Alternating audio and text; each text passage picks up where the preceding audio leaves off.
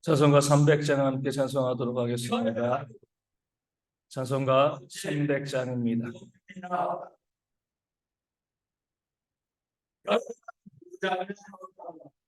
찬송가 300장 함께 찬송하겠습니다. 300장입니다. 내 맘이 낙심되며 근심에 눌릴 때 주께서 내게 오사 위로해 주시네. 가는 길 캄캄하고 괴로움 많으나 주께서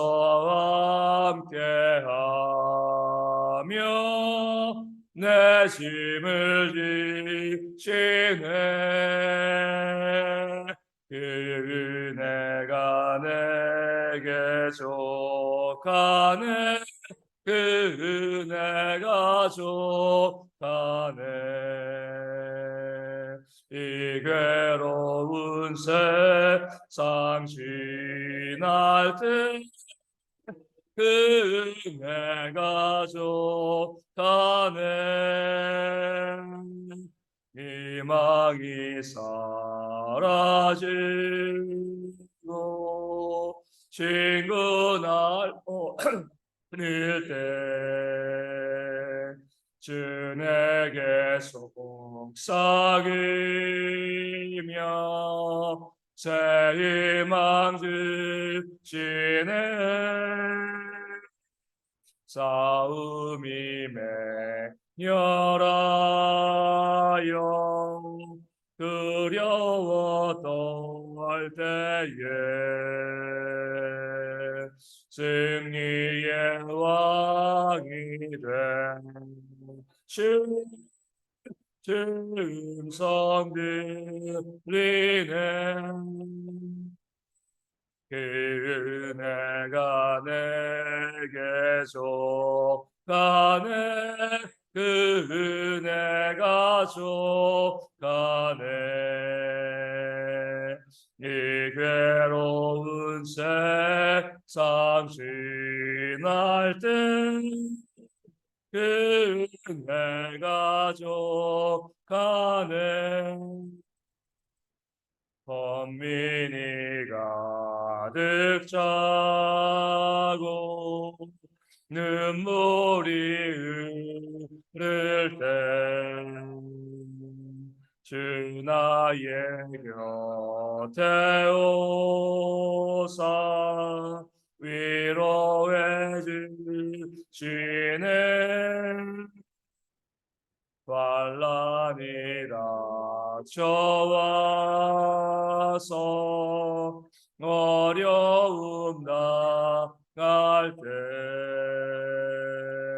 주님의 능력이 원수를 이기네. 그 은혜가 내게 족하네. 그 은혜가 족하네. 이 괴로운 세상 지날 때 그 은혜가 족하네. 아멘. 사도신경으로 우리의 신앙을 함께 고백합니다. 나는 전능하신 아버지 하나님 천지의 창조주를 믿습니다. 나는 그 유일하신 아들 우리 주 예수 그리스도를 믿습니다. 그는 성령으로 잉태되어 동정녀 마리아에게서 나시고 본디오 빌라도에게 고난을 받아 십자가에 못 박혀 죽으시고 장사된 지 사흘 만에 죽은 자 가운데서 다시 살아나셨으며 하늘에 오르시어 전능하신 아버지 하나님 우편에 앉아 계시다가 거기로부터 살아있는 자와 죽은 자를 심판하러 오십니다. 나는 성령을 믿으며 거룩한 공교회와 성도의 교제와 죄를 용서받는 것과 몸의 부활과 영생을 믿습니다. 아멘. 고린도후서 7장 6절 말씀입니다. 고린도후서 7장 6절 말씀입니다. 제가 말씀을 읽어드리겠습니다. 그러나 낙심한 자들을 위로하시는 하나님이 디도가 오므로 우리를 위로하셨으니. 아멘.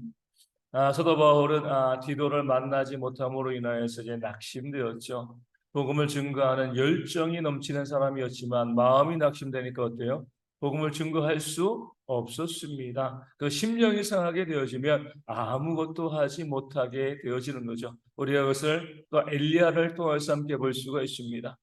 우리 갈멜산에서 이 바알에 이 450명의 선지와 싸워 이기고요, 하늘에 불이 내리게 하고 또 3년 반 만에 하나님께 기도함으로 또 비가 내리는 가뭄을 그치게 하는 놀라운 역사를 엘리야가 행했습니다.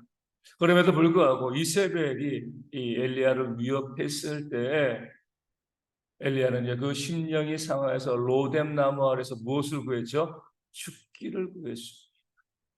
그렇게 위대한 하나님의 일꾼이고 우리가 봤을 때 구약을 대표하는 선지자이거든요. 우리 변화산에 보면 모세와 엘리야가 나타났습니다. 모세는 율법을 대표하고요, 엘리야는 선지자를 대표하는 거예요.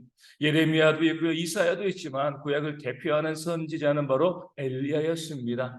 그런 엘리야, 그 능력 있는 사람, 하나님을 향한 열심과 열정으로 왕과 맞서기를 두려워하지 않았던 그 사람들이요, 심령이 상하니까 아무것도 하지 못하고 낙심하여서 하나님 조카오니 내 생명을 취하여 달라고 이렇게 기도하는 모습을 우리는 성경을 통해서 볼 수 있습니다. 그런 낙심함이 위대한 하나님의 일꾼인 바울에게도 임하게 되어진 거죠. 아무것도 할 수가 없는 거예요. 그 열정의 사람이요, 복음을 증거하고 말씀을 또 선포하는 그런 사역을요, 도무지 할 수 없는 그런 상황에 이르게 되어진 거죠. 그럴 때 하나님이 어떻게 하셨는가?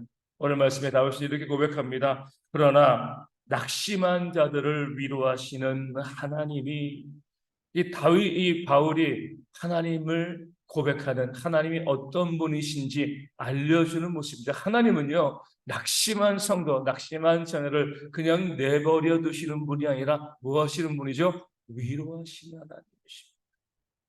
우리가 낙심하여 있을 때, 우리가 무너져 있을 때, 우리가 넘어져 있을 때, 그런 우리를요, 너 왜 그렇게 있어? 책망하거나 비난하는 그런 하나님이 아니라 우리가 낙심되었을 때 그 낙심이 비록 우리의 약함 때문에 발생한 낙심이라 할지라도 그런 우리 가운데 다가오셔서 넉넉하게 위로해 주시는 분이 바로 우리 하나님이신 줄로 믿습니다. 그런 위로가 지금 바울 가운데 있는 거죠. 앞서 말씀드린 엘리야도 마찬가지입니다. 그가 로뎀나무 아래에서 낙심하여서 죽기를 구했을 때 하나님은요, 먼저 그 엘리야를 잠들게 하시죠. 그리고 그가 일어났을 때 천사를 보내어서 우리 먹을 것 그 양식 이 떡과 물을 주심을 통해서 엘리야의 기력을 회복하시고 말씀으로 위로하시고 하나님의 산 호렙으로 그가 갈 수 있도록 힘을 하나님은 주셨습니다. 야, 네가 뭐 하는 거야 지금? 내가 그렇게 놀라운 역사, 하늘에서 물도 내려주고 비도 내려주고 너를 통해서 얼마나 많은 역사를 내가 이뤘는데 죽기를 구해? 정신 있는 거야? 이렇게 엘리야를 책망하신 것이 아니죠. 낙심하였을 때에 그 마음을 아시고 이해하시고 위로하시고 힘을 주시는 그런 하나님의 모습임을, 하나님께서 얼마나 위로에 탁월하신, 위로를 좋아하시는 하나님이신가를 성경은 우리 가운데 보여주고 있습니다. 그 모습이 지금 바울에게도 임한 거죠. 세상은 그러지 않잖아요. 우리로 낙심했을 때 우리를요, 도태시켜버립니다. 낙심한 자를 위로하는 것이 아니라, 야, 그것 때문에 낙심하냐? 너 그거밖에 안 돼? 너 이제 희망이 없어. 너에게 더 이상 기대할 것이 없어. 이렇게 이야기하면서 세상은요, 낙심한 자를 완전히 짓밟고요, 그 위에 일어서는 것이 바로 세상입니다. 하지만 하나님은 그렇지 않아요. 우리가 얼마든지 낙심할 수 있다는 사실을 아시고요, 낙심한 우리의 손을 잡아주시고 위로하시고 다시금 일으켜주시는 분이 바로 우리 하나님이시고, 그 사실을 바울이 경험하고 우리 가운데 또 자신의 삶을 통해서 알려주고 있습니다. 그 하나님이 어떻게 위로하셨는가? 말씀에 이렇게 나와 있습니다. 디도가 옴으로 우리를 위로하셨다라고 말씀하고 있습니다. 지금 바울이 낙심한 가장 중요한 이유는요, 고린도 교회에 파송했던 디도와의 만남이 어긋났기 때문에 그렇습니다. 디도를 만나지 못했기 때문에 그런 거죠. 그러기에 하나님께서 그 바울을 위로하시되 말로만 위로하신 것이 아니라 그 바울의 그 문제의 근원인 디도를 만나게 함을 통하여서 그 문제를 해결함을 통하여서 참된 위로를 지금 바울에게 선물해 주고 계시는 거죠. 낙심하고요, 아무것도 못하고 있는 그런 바울에게 다가오셔서 얼마든지 말로써 위로하실 수 있습니다. 괜찮아, 힘내, 잘할 수 있어. 하지만 문제가 해결되지 아니하면 그런 말의 위로는 뭐예요? 마치 몸이 아플 때 진통제를 먹는 것과 같습니다. 잠깐 통증은 사라지지만 그 진통제의 약효가 떨어지면 다시 힘들고 아픈 거죠. 하지만 하나님께서는요, 그렇게 진통제만 주시는 것이 아니라 그 말로만 위로하시는 것이 아니라 그 병의 근원, 문제의 근원을 완전히 해결하심을 통하여서 아프지 않도록 위로하시는 그런 모습이 오늘 본문 가운데 나와 있는 거죠. 그 문제를요, 해결해 주시는 거예요. 이게 바로 하나님의 참된 위로입니다. 말로만, 말씀으로만 하시는 것이 아니라 우리 가운데 있는 그 문제, 우리가 낙심할 수밖에 없는 그 문제를 하나님께서 완전히 해결하심을 통하여서 우리를 일으켜 주시고 우리에게 온전한 위로를 선물해 주시는 그런 하나님이심을 오늘 말씀은 바울은 우리 가운데 보여주고 있는 겁니다. 이런 참된 위로의 모습이요, 오늘 우리 가운데도 있어야 돼요. 이 하나님을 닮은 백성이기 때문에 우리도 마땅히 어떠한 태도를 가져야 돼요? 위로하고자 하는 태도가 먼저 있어야 됩니다. 낙심하고요, 주저앉아 있고 힘들어하는 사람들이 있을 때 비난하고 정죄하고 책망하는 것이 아니라 내가 저 사람을 위로하고 싶다, 위로해야겠다, 그 마음으로 그 낙심한 자에게 다가가는 모습, 그런 위로의 태도가 오늘 우리 가운데 먼저 있어야죠. 두 번째로 뭐 하셔야 돼요? 말로 위로해야 돼요. 그 사람에게, 그 힘들고 낙심해 있는 그 사람에게 다가가서 하나님의 말씀으로 참된 위로의 말로 그들을 위로하고 격려해 줄 수 있는 모습이 우리 가운데 있어야 됩니다. 그들이 힘을 잃지 아니하도록 아름다운 말로, 힘을 주는 그런 말로 그들에게 다가가는 그런 지혜가 우리 가운데 있어야 되는 거죠. 하지만 여기서 멈추면 안 되죠. 마지막으로 무엇을 해야 돼요? 우리가 그 사람에게 문제가 있음을 보고요, 그를 낙심하게 한 그 문제를 내가 해결해 주기 위해서 또한 애쓰고 노력해야 됩니다. 말씀에 나와 있는 것처럼 배고파하는 자에게, 추워하는 자에게 우리가 밥 먹어라, 옷 입어라 이렇게 이야기하면 그것이 분명히 바른 길은 알지만 그 사람이 먹을 것이 없는데, 입을 것이 없는데 말로만 하는 것은요, 참된 위로가 되어질 수가 없는 거죠. 배고픈 사람이 있으면 먹여야 되고요, 추워하는 사람이 있으면 내가 입혀야죠. 그것을 통하여서 그 사람의 문제를 해결해 주는 것이 진짜 사랑이고 위로가 되어지는 겁니다. 우리 주변에 그렇게 낙심하고 힘들고 어려워하는 사람이 있으면요, 우리가 다가가서 우리가 할 수 있는 한 그 사람의 문제를 내가 해결해 주기 위해서 애쓰고 노력하는 그런 모습이 있어야죠. 나는 아무런 액션도 취하지 아니하고요, 그저 말로만 하는 것은요, 앞서 말씀드린 것처럼 그저 진통제를 주는 것 그 이상으로 우리가 효과를 볼 수가 없는 겁니다. 그 삶에 있던 그를 낙심하게 하는 그 문제를 해결해 주기 위해서 내가 움직이고요, 내 시간과 내 물질을 쓸 수 있는 그런 열정과 사랑이 우리 가운데 있어야 합니다. 물론 우리가 우리의 힘으로, 우리가 가진 힘으로 해결할 수 없는 문제도 있죠. 그럴 때 뭐 하시는 거죠? 우리가 기도하는 거예요.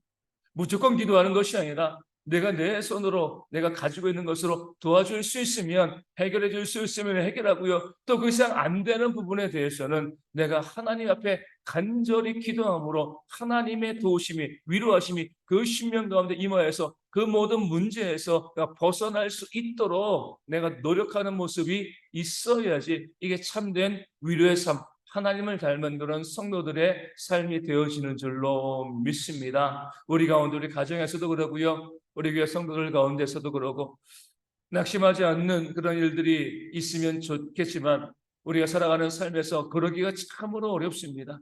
우리의 심령을 상하게 하고요, 우리의 마음을 무너뜨리는 일들이 우리 가운데 참 많이 있습니다. 그럴 때 우리 모든 성도들이 서로 위로자가 되어서 위로의 태도로 다가가고요, 말로 위로하고 그 삶의 문제를 우리가 함께 해결해 나가며 우리의 힘으로 안 될 땐 함께 기도함을 통하여서 우리 대흥교회가 그 위로의 역사가 풍성한 문제가 해결되어짐으로 하나님께 감사하는, 하나님께 찬양하는 그런 교회가 되어지기를 우리가 소망하고 또 그런 교회를 바라보면서 함께 기도해야 할 줄로 믿습니다. 오늘 대개 모든 성도들의 삶에 위로가 넘칠 수 있도록 그런 마음으로 우리 주변 이웃들을 바라보는 우리가 되어서 이 대형교회 모든 성도들이 그 주저앉아 있던 자리에서 일어나서 힘을 내서 더욱더 하나님을 위해서 헌신하는 삶을 사는 그런 모습이 있도록 위하여 기도하여 주시고요. 또 우리 가운데 우리 대형교회 온전히 또 부흥되어지는 모습으로 설 수 있도록 기도해 주시되 9월 3차 주에 있을 전도투쟁 행사를 통해서 함께 기도하여 주시고 많은 분들을 초청하고요,